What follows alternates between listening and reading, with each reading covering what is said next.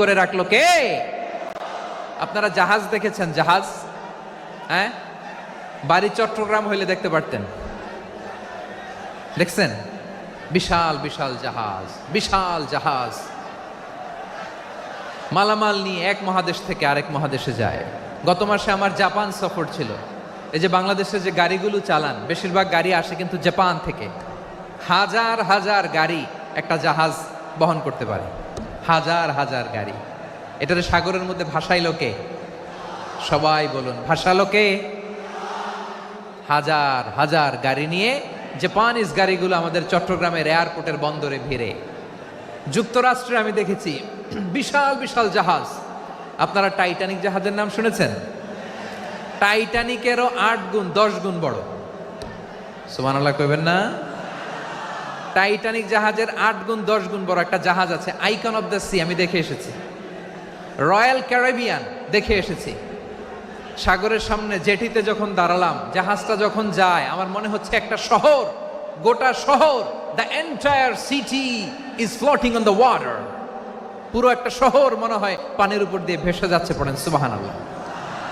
এই যে icon of the sea, এই ক্রুজ, এই জাহাজটা, এটার ভিতরে স্টেডিয়াম আছে। কিসের ভিতরে স্টেডিয়াম? কথা বুঝে নাই বোধহয়। স্টেডিয়াম কিসের ভিতর? সুইমিং পুল আছে, শপিং মল আছে, রেস্টুরেন্ট আছে, ক্লাব আছে, 3000 4000 রুম বিশিষ্ট, কক্ষ বিশিষ্ট হোটেল আছে। এই সবগুলোর নিয়ে এগুলো চলে সাগরের এই দোলার মধ্যে, জলোচ্ছ্বাসের মধ্যে। এই সাগরের ভেতরে এই জাহাজগুলোর ভাষায় রাখছে কে? সূরাতুর আর রহমানে আল্লাহ তাআলা বললেন, ওয়ালাহুল জাওয়ারিল মুনশাআতু ফিল বাহরি কাল আ'লাম ফাবিআইয়ি আলা, সবাই পড়েন, ফাবিআইয়ি আলাই রাব্বিকুমা তুকাযিবান। পাহাড় সম বড় বড় জাহাজগুলো মাল বোঝাই করে সাগরের মধ্যে ভেসে বেড়ায়। এগুলো দিয়ে মালামাল বহন করা যায়। মানুষরা এক দেশ থেকে আরেক দেশে যায়। এই জাহাজগুলোর সাগরের ভেতরে ভাসায় রাখলো কে?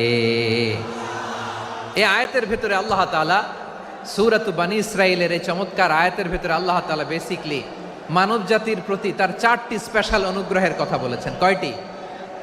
2টা বলে ফেলছি। 1 নাম্বার, ওয়ালাকাদ কাররামনা বানি আদম। আমি বনি আদমের সম্মান বাড়াইছি। নাকি মুসলমানদের? নাকি মুসল্লিদের? কার সম্মান বাড়িয়েছি? বনি আদমের। তাহলে human dignity, the first part of the verb